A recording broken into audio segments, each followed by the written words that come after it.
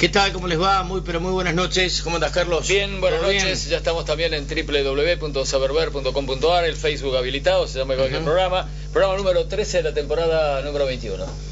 Bueno, el teléfono de la producción 451-3900, 451-3900 o 452-0756, 452-0756. Presentamos el televoto de esta noche y vamos a conversar de ese tema y algunos otros periféricos o vinculados con el asunto enseguida nomás. La presentación.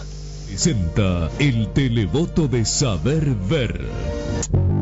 ATSA, Asociación de Trabajadores de la Sanidad Argentina, siempre presente al servicio de los trabajadores. Virroy 192. Bueno, el próximo sábado es el Día del Periodista, el 7 de junio, y una buena oportunidad para preguntar a quien está viendo la televisión ahora, ¿a quién le cree? Si a Víctor Hugo 452-5207 o a la Nata 452-5072. Difícilmente haya alguien que le crea a ambos, ¿no? Me parece, con lo cual está bastante bien expuesto el... ¿Cuántos años llevas de periodista? 40.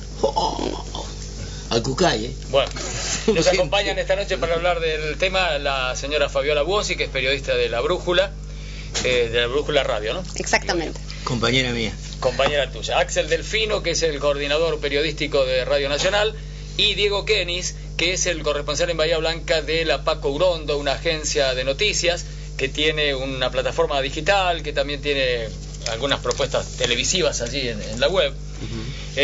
Con ellos vamos a hablar de esto y de otras cosas más, ¿no? El 7 de junio es el Día del Periodista porque apareció por primera vez la Gaceta de Buenos Aires, que fundó Mariano Moreno, y no la fundó para hacer periodismo independiente, sino que la fundó para respaldar desde las páginas de un diario la Revolución de Mayo. Con lo cual, el tema de la independencia está siendo puesto en interpelación desde el origen mismo de la celebración que vamos a tener el sábado, ¿no? Sí, yo digo, en Bahía Blanca ha cambiado muchísimo la forma de hacer periodismo, la forma de producir noticias. Hay muchas, bueno, ustedes son, ¿cuánto hace más o menos que están? Hace poquito, 8 años. 8 años, por eso. En una década han surgido nuevos medios, hay otra forma de producir, se producen muchas más noticias, se investiga más, ha cambiado muchísimo, metodológicamente también, el trabajo del periodismo. Me parece que los cambios en la última década han sido muy importantes en Bahía Blanca. Sí, también me parece que a nivel macro, así más general, hay un dato altísimamente significativo que permite por ahí entender mejor la problemática del periodismo, y que es la incursión en el terreno periodístico de grandes grupos empresarios de otros rubros de actividad. Sí, eso venía de 10 años atrás, antes se veía. ¿No? Eso lo que ha hecho es, teñir de intereses corporativos lo que debiera ser el discurso periodístico, la búsqueda de la verdad, el análisis y toda esa historia, ¿no? A ver, en Bahía Blanca se producen muchas noticias bahienses. Nosotros no nos vamos a arrogar que fuimos los iniciadores, pero recuerdo en este canal, cuando se inició el noticiero, que a nosotros, cuando era TV Cable, se nos dijo, objetivo fundamental, noticias locales, 100% de información local. Parecía mentira, porque en ese momento los noticieros tenían un 40-50% de noticias locales y el resto venían de la capital federal. Fue la primera vez que un noticiero, un 100% fue con noticias locales, y eso se mantuvo, y la mayoría, hoy todos los noticieros son locales.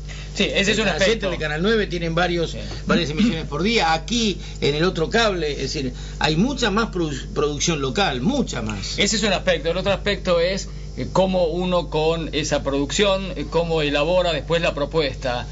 No es lo mismo darle prioridad a las noticias policiales y, hacer referencia constante a una ola de inseguridad, que ocuparse de noticias de economía, solo limitándose a hablar de la inflación.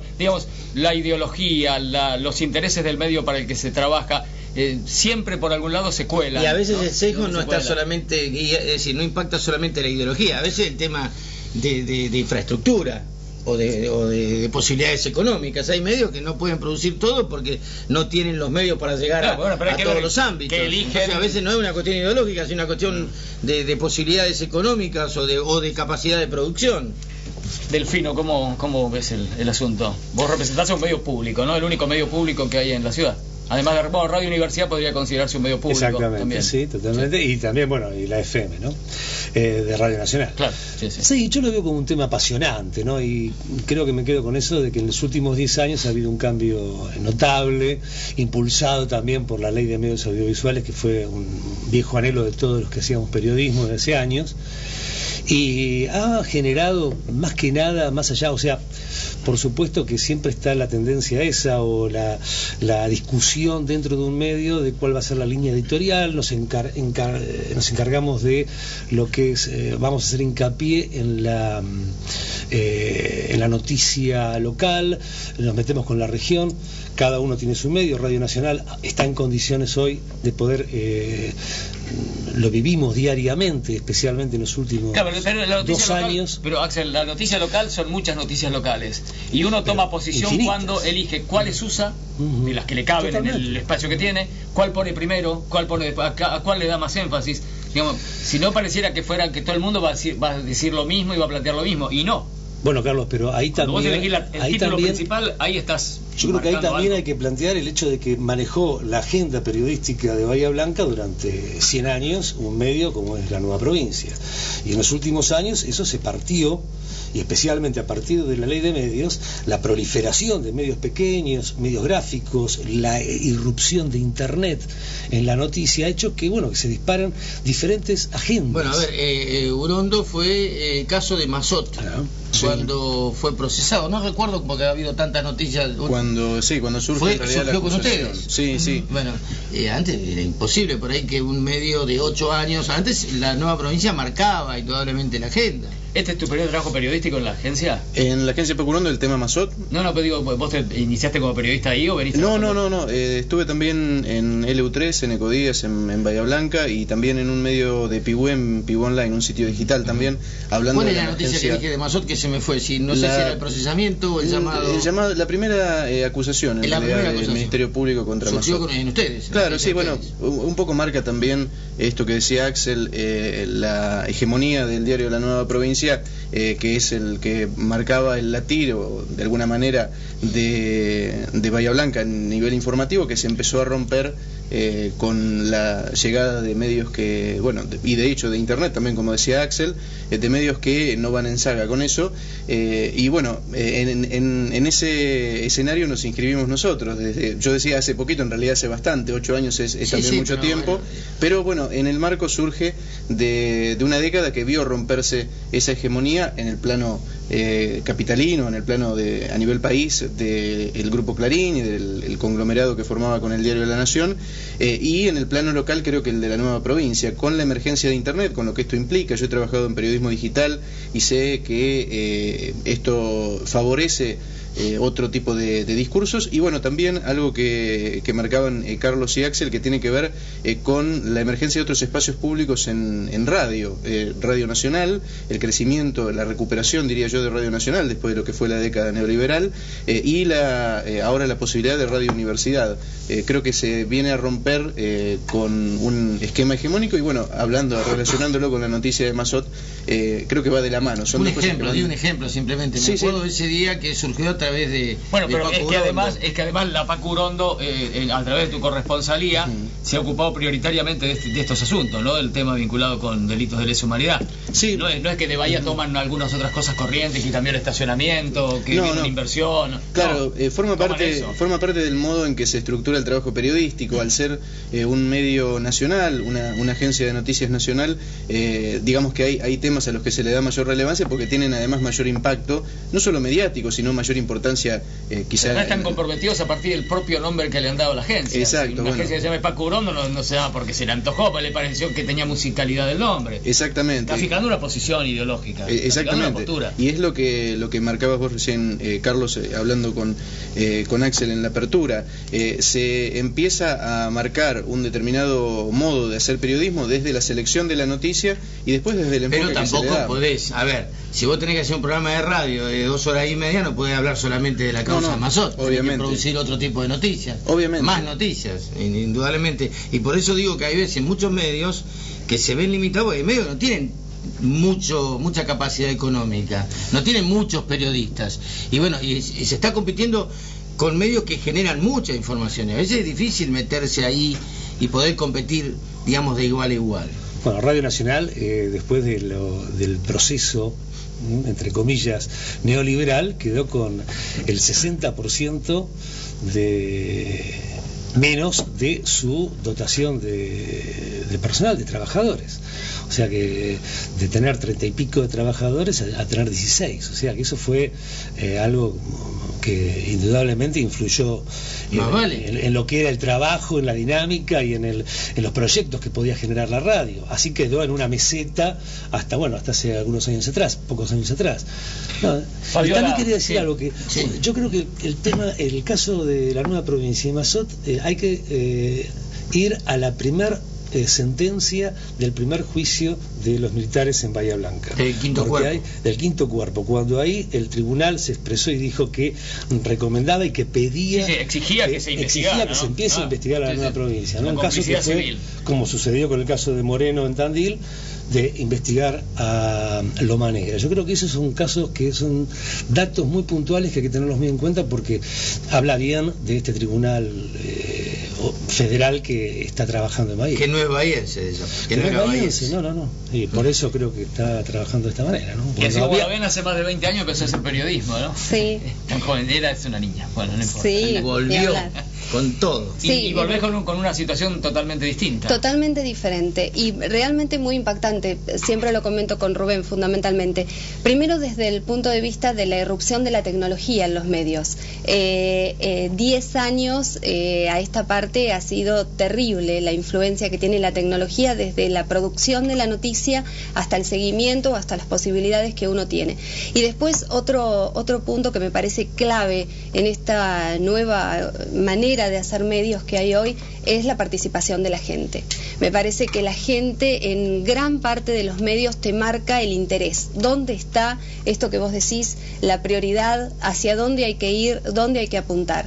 Hoy la gente tiene mucha necesidad de reflejar todo lo que le pasa en los medios. Es permanente, a través de las redes sociales, a través de los llamados, a través de un contestador automático, de un WhatsApp, o sea, a través de toda la tecnología que tiene a su alcance, marca fundamentalmente qué es lo que necesita y qué es lo que quiere. Pero la gente son muchos universos, ¿no? Por ahí lo que es prioritario para un sector, para un grupo, sí, no bueno, es para otro. Son tus oyentes, en el caso de la radio, son tus lectores, en el caso de una página digital.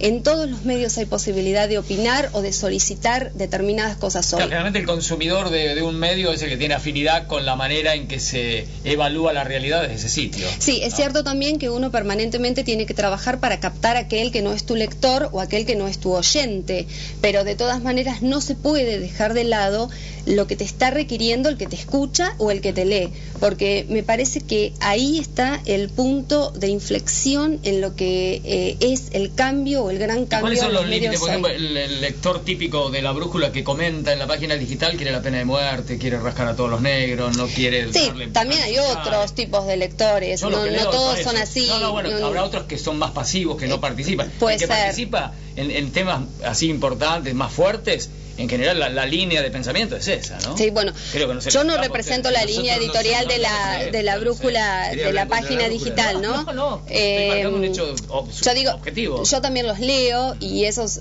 lectores o esas personas que opinan aparecen también en algunas otras páginas, en algunos otros medios, y también llaman por teléfono y hablan y dan la cara. Me parece que son parte de una sociedad, me parece que es parte de lo que tenemos como oyente, como lector, y que, bueno, su opinión es válida como aquel que está de acuerdo con lo que decís o con el que no está de acuerdo con lo que vos publicás o lo que decís. Me parece que siempre el límite es el buen gusto, el límite es el interés público, lo que pasa a ser un interés privado deja de ser noticia desde mi manera de ver, y me parece que el límite también es la ética personal. Jorge Mazzetti decía que no se puede ser imparcial entre el bien y el mal, ¿no? Y muchas de estas situaciones se dan en el trabajo cotidiano a veces, ¿no? Las dos campanas, ¿no?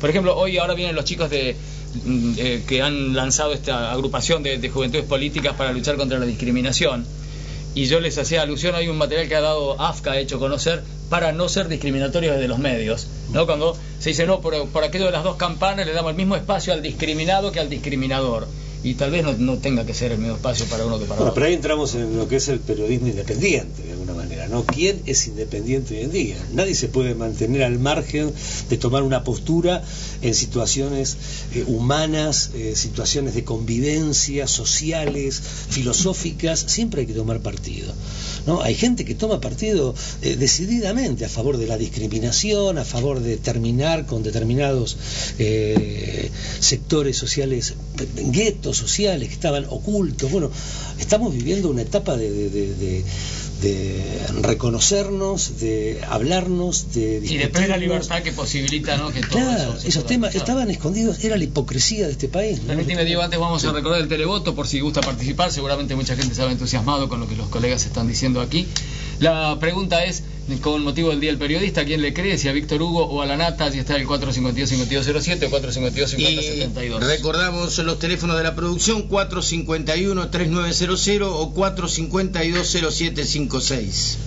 Creo que a propósito de lo que estaban hablando antes de la imparcialidad, me parece que no es posible ni deseable la imparcialidad, o esto de mostrar y de dar el mismo espacio, si se quiere, que además es falso. Por lo general no se da el mismo espacio, y menos aún aquellos que lo proclaman, no le dan el mismo espacio a quienes sufren violencia institucional en las cárceles que a quienes sufren un delito. Y también es eludir tomar los temas en su complejidad.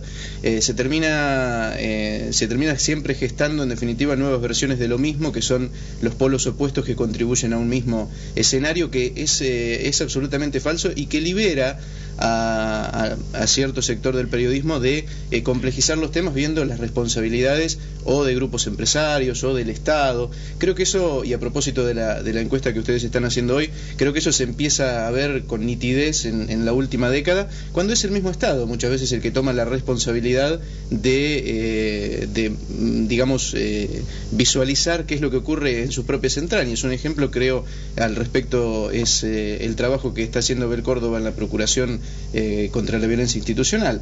Es creo que algo único en el país, por lo menos, y creo que en gran parte del mundo, que el propio Estado, en este caso bajo la forma y la institución de la Procuración, se ponga a inspeccionarse a sí mismo en el trato que está dando, en este caso a los internos de las unidades penitenciarias. Digo, a propósito de la imparcialidad entre comillas, y de esto de mostrar las dos tribunas, o de ofrecer los mismos espacios, eso primero es falso, no se dan los mismos espacios a unos y a otros, y en segundo lugar no se complejiza, digamos, no se presenta el tema en su complejidad como para entenderlo y ver de quién son en todo caso las responsabilidades. El ejemplo claro es este, porque además cuando se habla de algo que marcabas recién, de la mano dura, de la pena de muerte, etcétera, etcétera, se elude complejizar esto y ver mafias policiales que están actuando, la participación de distintos sectores del Estado en la generación de delito, la utilización de la mano de obra, la deuda social también, ¿no? La deuda social también, digamos, cosas que hoy está diciendo la propia Iglesia Católica en la figura de su sumo pontífice. Es decir, no es nada que esté diciendo solamente el kirchnerismo o un sector del kirchnerismo. Me parece que con eso tiene que ver terminar con este mito de una imparcialidad que no es posible ni deseable. Fabiola. Sí, comparto que la imparcialidad a veces no es posible, tampoco la objetividad total. Yo creo que como seres humanos, como personas, somos totalmente subjetivos y siempre vamos a estar tocados más por un tema que por otro, fundamentalmente eso. También la formación de cada uno siempre va a influir en la mirada que tenga respecto a cada uno de los temas. El tema está en no macanearle al que te escucha o te lee y que sepa bien desde dónde hablas, ¿no? Exactamente. ¿En qué lugar estás parado para evaluar de esa manera un hecho de la También realidad? yo creo que no todo el mundo está preparado para hablar de todo, que a veces uno tiene que, tiene que saber también cuál es su límite personal desde esto, desde lo ético, como decía anteriormente, y desde el límite que cada uno como persona tiene. No podemos conocer de todos los temas y a veces es mejor guardarse una opinión que decir algo que no es lo correcto. El componente ético y es hay temas, ¿no? y hay temas mucho más peligrosos, entre comillas, hoy que hace un tiempo atrás. El tema droga. Cuando vos te pones a hablar de drogas, después te cruzás al otro día, o te llaman por teléfono, o te presionan, gente que indudablemente no quiere perder ese negocio. Hoy no, hace 20 años atrás nosotros no teníamos el tema de la droga tan instalado como está ahora. Hoy vas a un barrio y ese chiquito que se lo llevaron a River no lo pudieron llevar porque se drogaba a los 13 años. Y ahora se está recuperando, por suerte consiguieron un lugar para recuperarlo aparentemente en Olavarría. Tenemos causas importantes de narcos en Bahía Blanca. Es decir, hoy el periodismo, si se involucra en el tema de droga, va a correr más riesgo que hace 20 años atrás, porque la droga, meterse en el tema de droga es peligroso, hay muchos intereses. Sí, bueno, perdón, me parece un buen ejemplo para ilustrar un poco lo que estábamos hablando, digamos, de dónde se enfoca el lugar. Algunos preferirán enfocarlo desde la supuesta responsabilidad del menor que se droga, otros buscarlo desde el lugar de quien distribuye la droga, y otros también desde el lugar de un Estado ausente durante mucho tiempo, de una falta de educación y una criminalización más profunda, incluso a nivel de los medios. Lo que ocurría, hablando de Mazot, lo que ocurría durante la dictadura con la estigmatización de un determinado sector social, hoy sigue ocurriendo. Hay informes del Observatorio de Medios de la Facultad de Periodismo de La Plata que a esto lo ilustran cabalmente. Hay una estigmatización sobre un determinado sector de la sociedad, y quizás se enfoque en la figura de un menor que supuestamente se droga y supuestamente... hay droga, Sí. Hay droga. Bueno, sí. Ese tema, yo lo que quise decir es que hay droga, y nosotros hablamos de gente que vende droga. Vamos a cubrir juicios orales de gente y después nos lo cruzamos. Yo particularmente, yo doy clase en la cárcel, me los cruzo a los 10 minutos. Es decir, hoy eso no pasaba antes. Hoy hay mucha droga. Droga. Es un tema apasionante, el tema de la droga. No es un tema apasionante, es un tema muy complejo. Pero a nivel periodístico muy complejo. Es complejo, muy pero complejo. La droga existe en la Argentina. No se trata de estigmatizar. En la provincia de Buenos Aires la droga existe hace más de 100 años. No, pero como ahora no. Fenómeno, pero cuando hablamos... No, como ahora no. No me va a decir que hace 20 años había la cantidad de droga que se consume hoy es un ahora. país de 40 millones de habitantes, es un país con un crecimiento, con una inserción... Paco no había. Pero por supuesto... La droga sintética no estaba. Hay mucha más droga, pero es el hecho, hay un negocio muy grande. Es el hecho de que estaba circunscripta 200 kilos de cocaína por mes en Bahía. A un sector social. La droga pertenecía a un sector social que lo utilizaba a modo de... era como un hobby, o formaba parte de una cuestión de estatus. Hoy la droga se ha popularizado, eso es real, ha bajado a los sectores. Hay drogas muy duras que están al acceso de tenemos sectores. Los jueces, el fiscal federal Cantaro y el otro fiscal, ¿cómo se llama? Castaño están metiéndose en un tema muy complejo, y eso antes los jueces no lo hacían. Pero nadie hasta ahora... ¿Cuándo hubo una causa tan importante como se está investigando ahora? Rubén, ahora vamos a este tema que me parece que es un tema que hay que, de alguna vez por todas, hay que empezar a definirlo, ¿no? Exacto. Estamos hablando de la policía comunal, o municipal, que se define en estos días en La Plata, formas de avanzar sobre el tema de la inseguridad, y acá no se habla del tema de la corrupción policial. Exactamente. Cuando yo me acuerdo, el otro día estaba hablando, el caso del profesor Brunati en aquellos años, década del 80, cuando era ministro de gobierno. Excelente. De Cafiero, cuando Cafiero le dijo: hasta acá llegaste, profe, se acabó acá, porque ya había llegado al hueso. Bueno, y ahora esta situación, hoy no veo que se siga discutiendo. Hoy vamos a tener, es posible que tengamos policías municipales con, ¿a quién vamos a llamar? A los que quedaron exonerados. Exactamente. Que tienen un prontuario más grande que los que están en... Pero a ver, hablando del tema droga, la banda que está investigando Cantaro y Piano Martínez, relacionada con en las escuchas hay 14 policías metidos. Y relacionada con temas que son de defraudaciones. Esa policialización de la provincia de Buenos Aires, que se promueve con distintos estamentos policiales creados o por crearse, responde a lo que es la agenda mediática, digamos. No, bueno, pero Carlos, nosotros la gente se va a sentir más aliviada y no le van a dejar de robar. Pero autobombo no vamos a hacer. Pero nosotros acá, en Saber Ver, desde el comienzo denunciamos la corrupción policial, siempre, ¿o no? Sí, está bien, siempre. Pero, al margen de eso, digo, acá es la agenda que marcan los grandes medios de comunicación, la dirigencia política opositora que la toma, y después lo bajan a la gente y la gente se desespera. ¿Qué lo tranquilizaría? Ver más policías. ¿Le van a evitar los robos los más policías? No le van a evitar los robos. Hay situaciones que... ¿A vos te parece que en Bahía Blanca la agenda de por ejemplo, el tema vudú está en la boca, tanto la gente puede estar hablando? No, en la tapa de la nueva provincia. No, pero la tapa de la nueva provincia vende 6.000 diarios por día. Claro, la nueva provincia no es un diario con una venta. ¿A vos te parece que la gente está hablando del tema vudú masivamente en Bahía Blanca? Mucha gente lo habla en la verdulería, porque ven TN todo el día. Yo no sé si están así. Sí, pero además, no sé si están así. Perdón, además la falta de estructura de algunos medios o de la gente que quiere hacer periodismo muchas veces redunda en que se marca la agenda desde los grandes medios, de los que tienen estructura, y uno de ellos es la nueva provincia. Hay radios que lo arman su agenda de la mañana equivocadamente o porque no tienen estructura como para hacer una agenda distinta o plantearse hacer una agenda distinta. Es una estrategia. Yo digo, Néstor Kirchner pierde una elección en la provincia de Buenos Aires con Francisco de Narváez. ¿Cuál era el estandarte de Francisco de Narváez? La inseguridad. Tuvo 4 años a cargo, tuvo 4 años un asiento en la Cámara Legislativa Nacional. No escuché un solo proyecto que avance sobre el tema de la inseguridad. O sea, la inseguridad es un caballito de batalla que moviliza porque toca la vena, toca el órgano más sensible de cualquier ser humano. Como ahora también en los medios se ha incorporado el tema del miedo hasta en algo tan aséptico como es el pronóstico del tiempo, que otra vez era data para compartir en el ascensor, y ahora hasta el pronóstico, alerta, alarma, se viene, y después felizmente nunca se viene nada. Pero acá en Bahía eso más de Buenos Aires, acá nos hablan de... Bueno, pero en el cable tenés todas las señales de noticias y muchísima gente está vinculada a los medios. Buenos Aires, no, acá en Bahía el pronóstico no estaba tan agarrado de eso, me parece, va. Pero bueno, en general te quiero decir que hay una tendencia a meter miedo. Miedo de esto, miedo de aquello, miedo de lo otro, y la gente termina teniendo miedo, ¿no? Yo creo también que la gente en Bahía también ha optado mucho por los medios locales. A mí me parece que en lo que es informativo, por ejemplo, los medios locales tienen mucho éxito. Los noticieros de televisión tienen mucho éxito al mediodía. La gente ve todo, es muy visto. Las radios,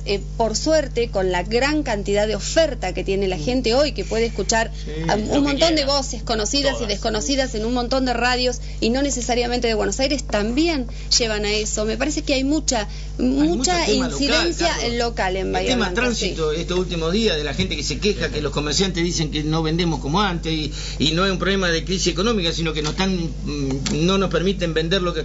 Es un tema local y eso es la opinión. Nosotros, ¿cuánta gente nos llama a la radio a la mañana? A vos no sé, ¿cuánto te llaman? ¿No te llaman por eso? Sí, llaman por eso. Bueno, yo por ahí, no habla, a mí no me llama nadie diciendo que el tema vudú, nosotros ni lo tratamos eso. No sé si tan masivamente la gente habla de eso. Hay que hablarlo.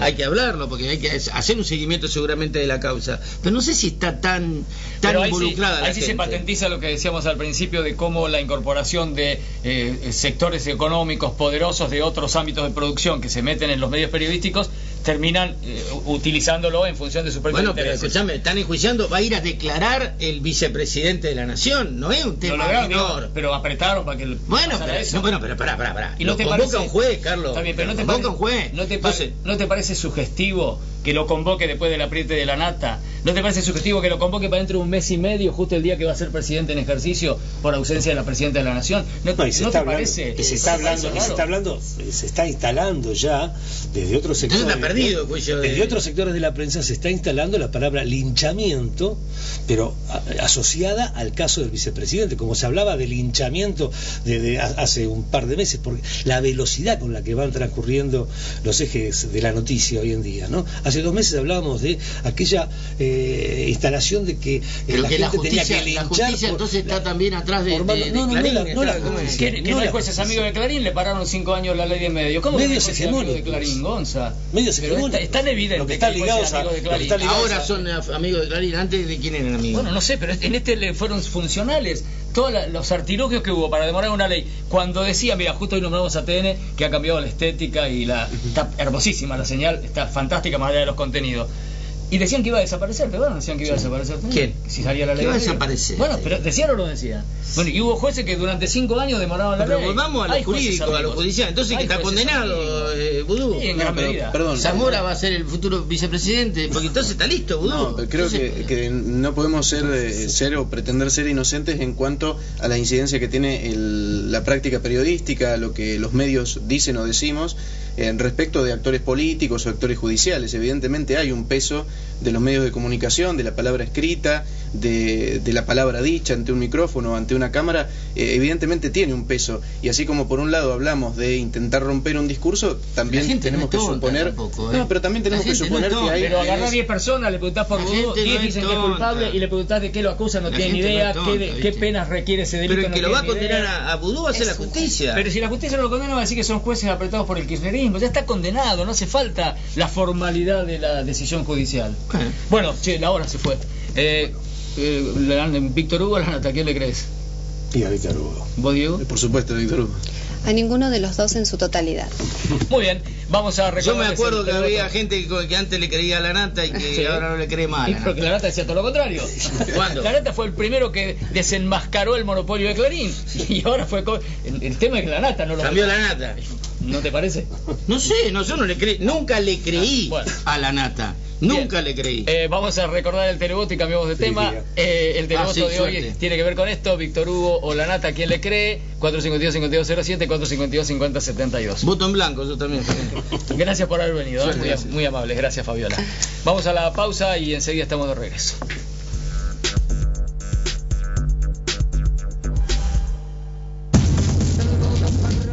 Atentamente, Estela Maris. Remoto inteligente sobre la vida. Si tomaste alcohol, no manejes. Bahía conduce. Gobierno de Bahía Blanca. Mejorar el tránsito es fácil. Si dice motos, es para motos. Respeta las señales. Todos somos responsables. Programa de movilidad sostenible para el microcentro de Bahía Blanca. Honorable Consejo Deliberante. Droguería Sur, Sociedad Anónima, empresa integral de capitales bahienses, con garantía de calidad exclusiva del productor original.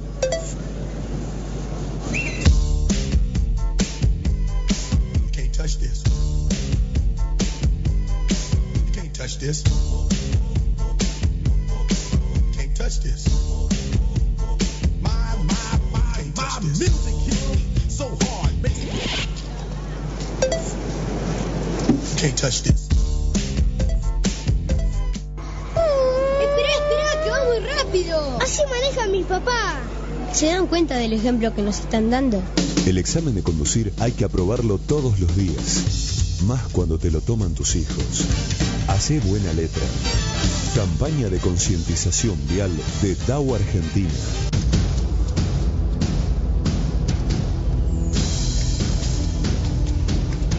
La Cámara de Diputados de la Provincia de Buenos Aires aprobó una nueva ley de procedimiento de adopción. La norma fija un plazo de 6 meses a los jueces para decidir sobre la situación de los menores en estado de vulnerabilidad. Trabajamos para que todos los niños puedan crecer y desarrollarse en el seno de una familia que los contenga y les brinde amor. Diputados, Provincia de Buenos Aires. Consorcio de Gestión del Puerto de Bahía Blanca. Una ciudad-puerto. 20 años conectando la región con el país y el mundo. Farmacia Busilacci anuncia la incorporación de la exclusiva línea de cosmética Eximia. El arte de dominar la ciencia para sublimar la belleza.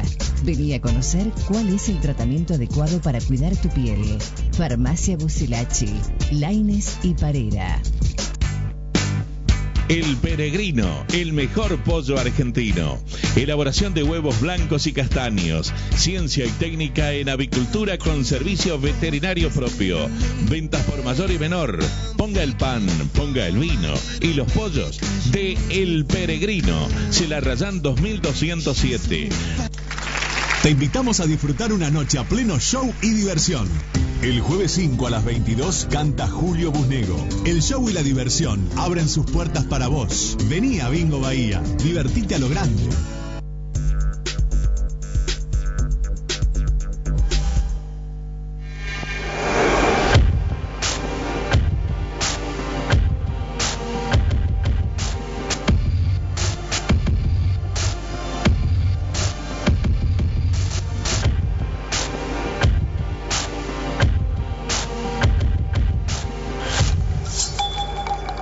Gelardi SRL, concesionario oficial Honda para Bahía Blanca y la zona.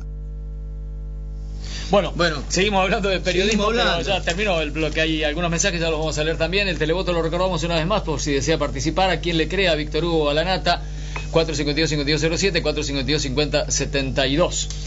452-5072. El amigo Carlos del Barrio Pacífico dice: Vudú debe responder. Y dice que yo soy muy izquierdista. No, tiene que responder porque va a ser indagado, seguramente. Está bien, pero, por ejemplo, ¿sabrá Carlos que el jefe de gobierno de la Ciudad de Buenos Aires está procesado, que es una instancia posterior a la indagatoria? No sale en ninguna tapa de ningún diario. ¿Y sabe de qué lo acusan a Vudú? ¿Y sabe cuánta pena puede significarle eso? Vudú es el que tuvo la idea de terminar con la CFJP, le arruinó el negocio a unos cuantos poderosos y se la van a cobrar. De alguna manera se la van a cobrar. Roberto Ricci, dice FM de la Calle, marcó un ícono de la prensa que habló en contra de la nueva provincia. Y Miguel de White felicita a Fabiola, le escucha todos los días.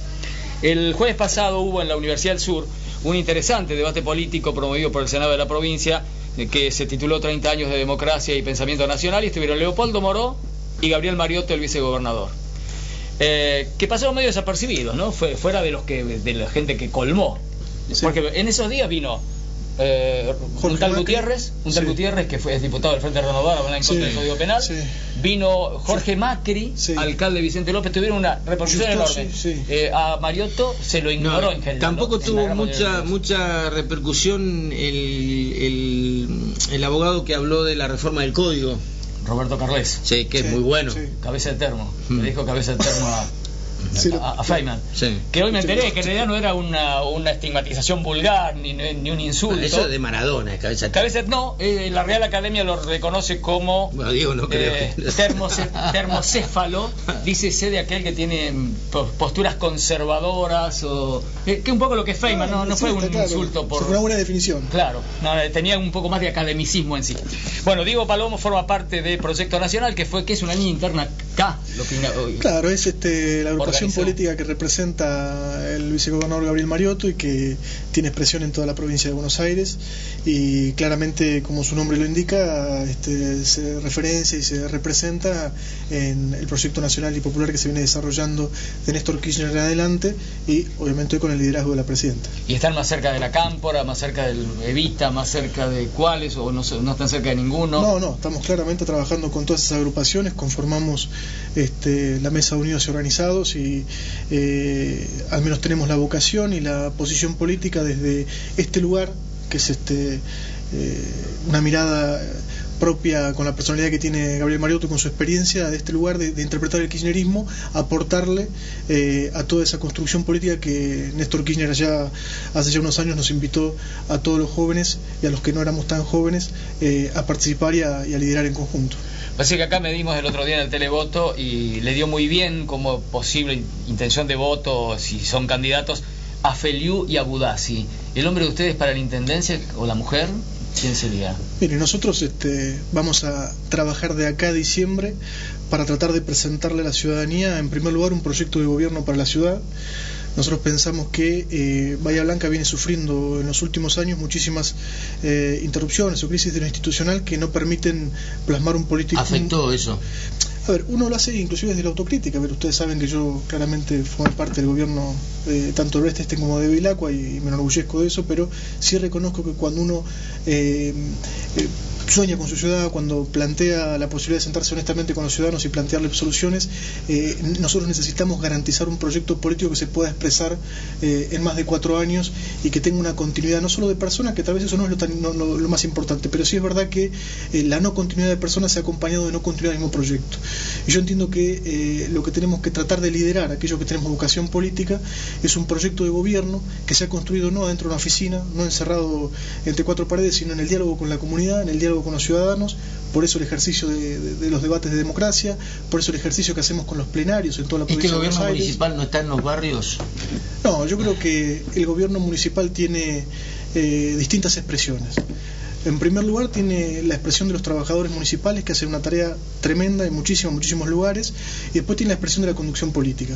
A mí me parece que el gobierno municipal, desde la conducción política, se ha desdibujado en tanto su personalidad, se ha desdibujado en torno a su identidad, y creo que el intendente, por el cual tengo mayor de los respetos, tiene una situación muy compleja, que es muy difícil de manejar, que es un equilibrio político imposible de hacer. ¿Por qué? ¿Cuál es? No hay posibilidad de hacer equilibrio político en este momento de la ciudad, ya no digo del país, entre posiciones ambiguas que uno no sabe a quién representa. Pero bueno, pero él ¿de qué lado está? ¿Está con Massa o está con el Frente para la Victoria? Yo no voy a hablar por él. Él lo que plantea es que él no está con Massa y que institucionalmente responde al gobierno provincial y nacional.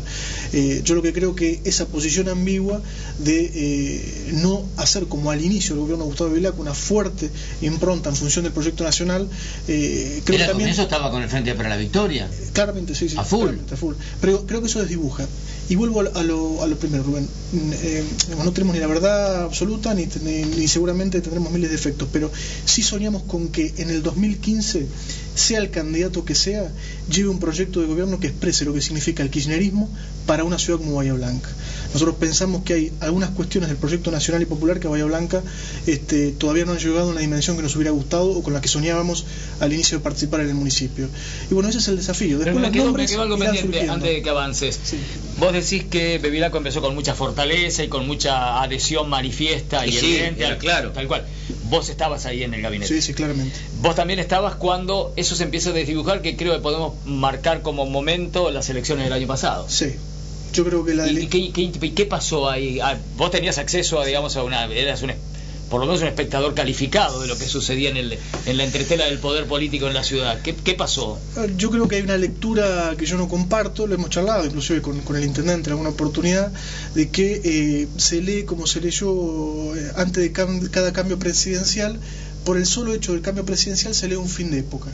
Y entonces, por una cuestión de construcción política, algunos priorizan el mantenimiento del poder y la construcción política propia que el proyecto político ideológico que lo llevó al lugar donde está. Esto se acaba, mejor me voy apartando. Hay una lectura para girar hacia lugares con otro supuesto futuro. Yo creo que no es la misma la Argentina de los primeros gobiernos democráticos. Porque yo no lo veo un ambicioso a Bevilacqua desde el punto de vista político. No parece ambicioso. No lo veo un tipo que se va a acomodar en un sector o va a cambiar para poder tener el sitio. Yo creo que tiene más ganas de estar en la casa que de estar donde está. Bueno, no sé, pero por lo menos no parece un tipo ambicioso. Seguramente no es una persona ambiciosa, es una persona que hace su tarea con mucha responsabilidad. Lo que yo digo es que él está en una situación difícil, que la trata de liderar, de un equilibrio complejo de sostener. Yo creo que la ciudad le haría bien una definición política. Esto lo digo sinceramente, aunque no sea la que a mí me guste, pero me parece a mí que,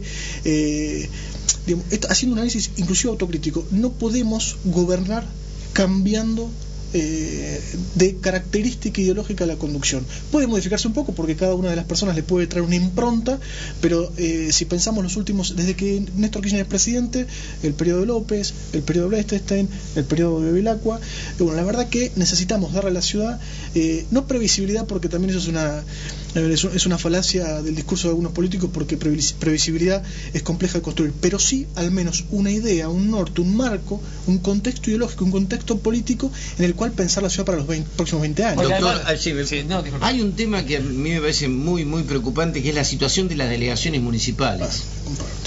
No tienen fondos, no hay presupuesto, no hay que cambiar, no hay que democratizar, elegir los delegados y buscarle la vuelta para que sea más eficiente, porque hay mucha gente que tiene muchísimas necesidades y con esta estructura pareciera que no se le puede dar solución a ese reclamo vecinal. Una de las propuestas que estamos trabajando nosotros con Proyecto Nacional y que venimos proponiendo en algunas de estas discusiones de los plenarios es el tema de la modernización de los estados municipales. La verdad que cuando uno piensa la modernización, las delegaciones no pueden ser una dependencia de una Secretaría de Obras Públicas y no podemos tener más poder, ¿no? Más poder, pero aparte, Carlos, no pueden tener la definición territorial y poblacional que tenían hace 30 años. En el tiempo que nos tocó estar en el área... la centro ahí modificó un poco. Un poco, es verdad, pero cuando nosotros estuvimos cuando estuve en el área de salud, Salud modificamos las delegaciones sanitarias, las áreas programáticas, y dividimos la ciudad en 11 partes que tiene alguna lógica más territorial. Yo creo que en el tema de delegaciones hay que pensar en centros de gestión comunales, donde a lo mejor yo tengo ahí una impronta. Yo entiendo que la conducción debe ser política, pero sí creemos que tiene que haber un consejo de vecinos elegido, que ese consejo de vecinos tenga la función de poder supervisar, controlar y aprobar las gestiones. Elegido democráticamente. Sí, claramente, y pluralmente, no ya por la gestión. Creo que esas delegaciones, esos centros de gestión comunal tienen que poder ser la oficina de entrada y la oficina de salida de todas las políticas municipales. Claro. A ver, yo veo un modelo. ¿Eso hay que reformar la ley orgánica o se puede hacer? No, eso es propio de nuestra ciudad. Pero yo creo que eso tiene que ir atado a una cosa concreta. El Estado debe modernizarse también utilizando las últimas tecnologías. El ejemplo de Randazzo con el tema de los DNI. Tremendo lo de Randazzo. Me parece a mí que ser inteligente es eficiente de lo económico, es humano. Hoy las personas, hoy yo estuve en el hospital privado, cola de... Pero Diego, doctor, hasta media cuadra. Randazzo largó, no sé cuántos entraron, cuántos trámites. 30.000 en un rato. Sí, pero los pedidos, 100.000 y pico. Y funciona. Acá se quiso hacer un cambio en el sistema de estacionamiento y no andan los parquímetros. Bueno, pero la gestión siempre es el desafío de todo aquel político que se pretende ser es opinable si está bien que eso se pueda estacionar. No se equivocó ni en una coma, ¿viste? Cuando vos tomás una decisión, estamos de acuerdo. Tenés que hacer las cosas bien. Sin defenderlo, ¿no? Porque bien dijiste vos, se defiende sola a Bevilacqua. Digamos, ha tenido también el infortunio de la desgracia de la chiquita Diana Herlen, propio de una negligencia cuyos responsables deberán ser debidamente expuestos. Lo que de son alguna los manera riesgos de manejar. Acomodó el tema de los colectivos, fue el primero que sacó a Covelia del tema de la basura y le funcionó. Mena tuvo que ver en eso, pero a Mena lo convocó él, fue un funcionario. Pero ya no lo tiene, por eso te digo, ya está pagado. Tiene una serie de logros que por ahí se desmerecen ahora. Pero hoy no tiene funcionarios importantes que tuvo al comienzo. Yo no me refiero a... yo creo que Gustavo tiene grandes aciertos como esos dos que nombraste y tenés razón, entre otros. El de Covelia fue impresionante. Y aparte sin un solo conflicto, creo que... Claro. Yo lo que me refiero es, alguien que gobierna una ciudad no puede solamente estar respondiendo a la coyuntura. No puede estar dando la solución del hoy. Nosotros necesitamos un intendente y un equipo de personas que acompañen a ese intendente que esté pensando la ciudad para 20 años. ¿Cuál es la estructura productiva de la ciudad? ¿Cómo nosotros trabajamos para tratar de afrontar, seguramente no solucionar, pero el déficit de tierras, el déficit habitacional? ¿Cómo podemos trabajar con el empleo también? Bahía está tercera en la Argentina. Pero la estructura productiva de la ciudad. ¿Cuándo nos sentamos a discutir la estructura productiva de la ciudad? Siempre se intentaban sido planes estratégicos que demasiado de gabinete, de gabinete académico, que no siempre se trasuntaron en una planificación. La distribución de la riqueza también en Bahía. Por eso digo. ¿Cuál es el Producto Bruto? ¿Cómo se distribuye la riqueza en Bahía? ¿Es igualitaria? Bueno, ¿por qué no se habla de eso? A ver, es verdad que Bahía Blanca ha mejorado. No, yo lo tengo que contar a ustedes que lo cuentan y lo estudian como periodistas, pero ha mejorado notablemente en los últimos 10 años. Lo que pasa es que a lo mejor no hemos logrado mejorar en la relación que mejoraron algunos de nuestros socios o algunos de las ciudades de la provincia. Pero yo tomo, Carlos, un poco la memoria de los planes estratégicos. A mí me parece interesante esa experiencia, la de Linares, la de Brestetten. Yo sí creo, y comparto con vos, y ese es nuestro perfil y lo estamos haciendo, que ese plan estratégico se construye con la ciudadanía, porque si no resulta ser que los problemas de la ciudad son los problemas que ven los políticos. Y la verdad que un político es un ciudadano, ve problemas, pero cuando uno se sienta a dialogar con los vecinos de la ciudad, le encuentra otra arista a un problema o encuentra otro que es más importante y cambia rápidamente su regla de prioridades. Bien, gracias Diego. Para la ciudad todavía nadie dice en el que encarne un proyecto. Ahora para la nación, de todos los posibles, nombró uno. Sin querer, por ahí en el marco de la tecnología. Un ejemplo. Randazzo. Bueno, gracias. Lo que pasa es que Randazzo se está posicionando muy firmemente. Fue ministro de gobierno de la provincia también. Fue ministro de gobierno de la provincia hace muchos años que está en la nación. ¿Cuántos? ¿8 lleva? Sí, no sé exactamente, pero casi al principio del proyecto. Y bueno, esto de los DNI ha sido un impacto, por lo menos en estas primeras 24, 48 horas, ¿no? Les recordamos el televoto antes de la última pausa. Estamos preguntándole, con motivo de la inminencia del Día del Periodista, a quién le cree, si a Víctor Hugo o a la Nata. 452-5207 o 452-5072. Ya volvemos.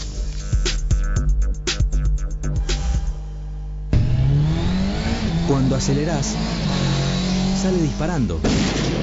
Cuidado con la moto. Bahía conduce. Mejorar el tránsito es fácil. Si dice no estacionar, no estaciones. Respeta las señales. Todos somos responsables. Programa de movilidad sostenible para el microcentro de Bahía Blanca.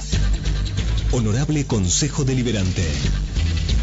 En el colegio, esperamos acá. Pero estás en doble fila. ¿Qué tiene? Es un ratito, mi mamá siempre lo hace. El examen de conducir hay que aprobarlo todos los días. Campaña de concientización vial de DAO Argentina. El Peregrino, elaboración de huevos blancos y castaños. Ponga el pan, ponga el vino y los pollos de El Peregrino. Celarrayán 2207. Farmacia Busilachi anuncia la incorporación de la exclusiva línea de cosmética Eximia. El arte de dominar la ciencia para sublimar la belleza. Vení a conocer cuál es el tratamiento adecuado para cuidar tu piel.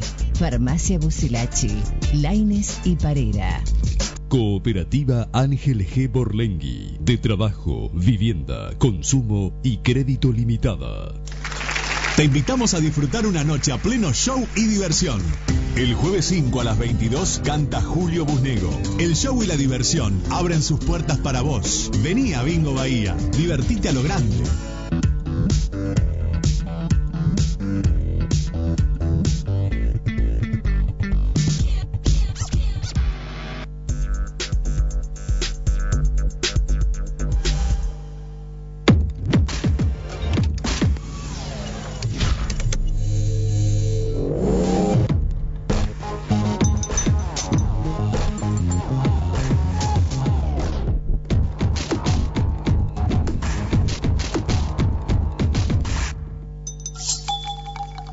Gelardi SRL, concesionario oficial Honda para Bahía Blanca y la zona.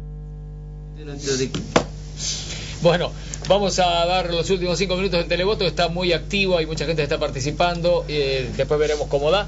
La pregunta es, en la inminencia del Día del Periodista, ¿a quién le cree? Si a Víctor Hugo o la Está para llamar, 452-5207, 452-5072. Vos le metiste 07, ¿no? Yo le metí la votaste 07, recién, ahí te vi. Vos quedaste bien con los dos, a ninguno. No, yo no los voto ninguno, los dos. Primero a la nata, pero bueno. Con los neutrales. Bueno, barrilete cómico. Está acá Nicole Pietrangelo y Matías Nebot.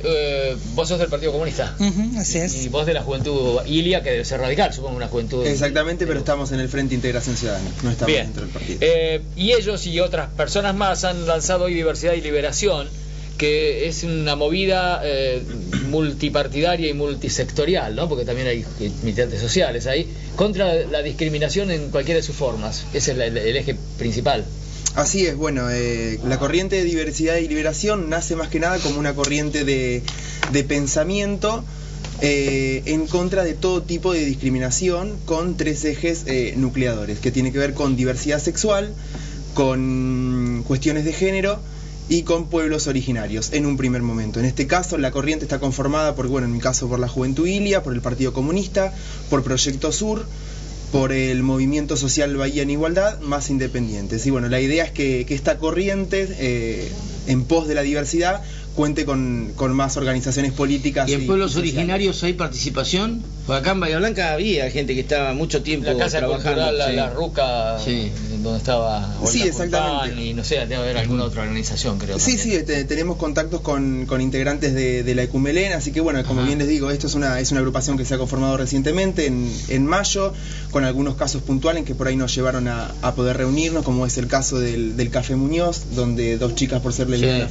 hicimos la nota ahí, sí, fueron echadas, y bueno, la cuestión es trabajar y poder militar en esta cuestión. ¿Los jóvenes discriminan? Porque hoy teníamos una discusión con gente joven en la escuela de la cárcel y me decían, los pibes discriminan más que los grandes. Sí, en realidad esto es una cuestión de reproducción de patrones sociales patriarcales, más que nada. Que viene, tal como decían ustedes hace un ratito, también viene por cuestiones de los medios de comunicación. Es una cuestión cultural muy arraigada que viene más que nada de la época victoriana, que es la época más cruenta en el caso de la discriminación. En el caso de orientación sexual es una de las peores épocas, pero sí, yo creo que el tema institucional también lleva a que se reproduzcan esas prácticas sociales y los jóvenes las reproducen. Cuando digo jóvenes digo adolescentes por ahí, no sé. Bueno, ¿el bullying no es una expresión de discriminación también? No sé. Claro que sí, parte de esa discriminación. Pues siempre le agarran de punto a uno que tiene determinadas características. De hecho, ¿no? si vos, por lo general se considera discriminación, cuando vos decís discriminación, ¿qué se te suele venir a la cabeza? Bueno, un insulto. Cuando en realidad incluso violencia de género, lo que se conoce como violencia de género, es claramente partir de patrones discriminatorios. El bullying, el acoso escolar, también es partir de la noción de, bueno, hay alguien más débil que yo. Claro, no le toca siempre al ganador, al pibe sobresaliente, le toca al pibito o a la pibita más apocado, que tiene algún... Y el tema de violencia de género, que en los números en Bahía Blanca son muy preocupantes. Son muy preocupantes. No sé si lo siguen ustedes, van a tribunales o se interiorizan. No, ¿O es un tema cuantitativo o a veces no importa tanto lo cuantitativo? No, obviamente, por supuesto, tenés que saber los números y que es cada vez más creciente. Sí. Por un lado, la violencia de género y por otro lado, sí, la denuncia, más allá de que no hay una respuesta estatal que realmente contemple hay un montón de condenas importantes por violencia de género, ¿eh?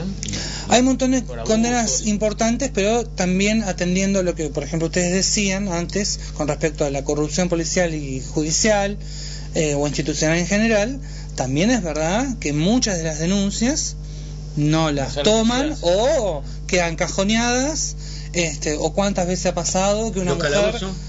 Bueno, los mismos calabozos. Hay gente que no quiere ir a los calabozos de la policía, quiere ir a la cárcel, prefiere ir a la cárcel porque la pasa peor en los calabozos. Escúchame, sí, bueno, pero ahora se viene. En nuestra ciudad hay algo que es completamente irracional, que es que la comisaría de la mujer está al lado de la comisaría primera. Exactamente. O sea, no tiene ningún sentido. De hecho, comparten edificio. La escalerita de la comisaría de la mujer, abajo está, o sea, del otro lado está el calabozo de la primera. Y no había lugar y dice, bueno, vamos ahí. Claro, pero no tiene ningún sentido. Va la víctima y el victimario en el mismo.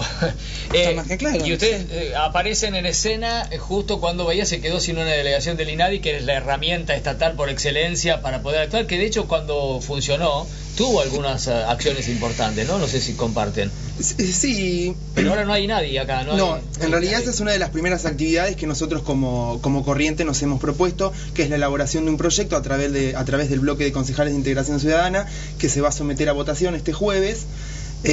Para poder tener una subdelegación del INADI en la ciudad de Bahía Blanca, no solo por la magnitud que tiene la ciudad o por la cantidad de habitantes, que la verdad que parece bastante ilógico que Bahía Blanca no cuente con una subdelegación. Sí, no sé qué pasó ahí, porque funcionó, parecía que andaba bien y de un día para otro voló. Y no sé. Tiene que ver con una ineficiencia municipal desde mi punto de vista, porque esto estuvo acajoneado, digamos, bastante tiempo. Un estamento superior era de nivel nacional, eso, ¿no? El Instituto Nacional contra la Discriminación, digamos. Sí, hubo una decisión política primero de ponerlo y luego de levantarlo. Sí, raro. Para ir a la municipalidad podría haberla luchado un poco más, pero digamos, no. Claro, la idea es que la municipalidad hubiese hecho de intermediario, pero bueno, en este caso la lucha está en ese ámbito. La idea es que este jueves esperamos que los concejales voten a favor de poder implantar el INADI en la ciudad de Bahía Blanca. Y después tareas de concientización, ¿no? Por ahí pasa lo principal, por convencernos de que hay cosas que no se deben hacer, digamos, no solo de que sean punibles las que ocurren, sino que cada vez haya menos, ¿no? Claro, que nos respetemos, que nos consideremos. La idea es poder trabajar en absolutamente todos los ámbitos donde se produzca discriminación, donde sabemos que existe la discriminación, poder trabajar con distintos sectores, incluso no considerados por lo general como discriminados, sino en el mejor de los casos como que bueno, cada tanto pasa algo. ¿Cómo es eso? ¿Ver un ejemplo?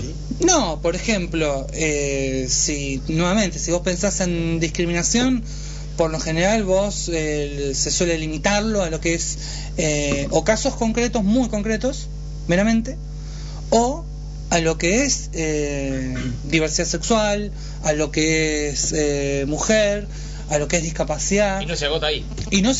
Es mucho más amplio. Es mucho más amplio, es mucho más complejo. Pensemos incluso, recién hablaban de el señor Mazot. Realmente eso durante todo su accionar al frente de la nueva provincia, tanto en la época de la AAA como de la dictadura y después, se ven como la discriminación política como base esencial para el genocidio en nuestro país. Pensemos que el primer genocidio también que sufrió nuestro país y todo nuestro territorio americano contra los pueblos originarios también tiene como base el genocidio, la discriminación. Pero bueno, la idea por supuesto es, como vos bien decís, la concientización, la educación y tener en cuenta que la discriminación se da en todos lados, en la casa, en la calle, hasta en la puerta del Consejo Deliberante. Bien, lo último, una página o algún vínculo que puedan dejarle a la gente, alguien que se quiera relacionar con ustedes, que quiera participar o denunciar o lo que fuere. Sí, se pueden contactar con nosotros a través de nuestro Facebook, que es en nuestro caso el Facebook de la Juventud Ilia.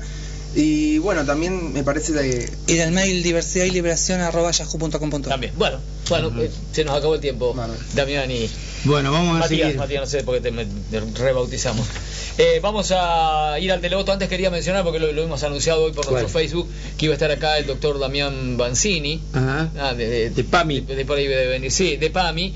No ha podido venir, justo un ratito antes del horario que tenía que estar acá, sufrió una indisposición leve, aparentemente ya superada, tuvo que ir al hospital de urgencia, donde hoy están de locao patronal. Supongo al jefe del PAMI no le habrán hecho cuestión.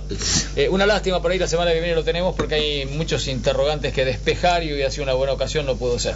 Vamos a ver cómo dio el televoto. Presenta el resultado del televoto. Musumeci, taller de carpintería, bajomesadas, puertas, ventanas, placares, pisos, cortinas de enrollar. Musumeci, taller de carpintería, Drago 976. Bueno, ¿a quién le cree? A Víctor Hugo 53.7, a la Nata 46.3. Llamó muchísima gente. Muchísima gente. Bueno, muchas gracias a todos por haber participado. Será hasta la semana que viene.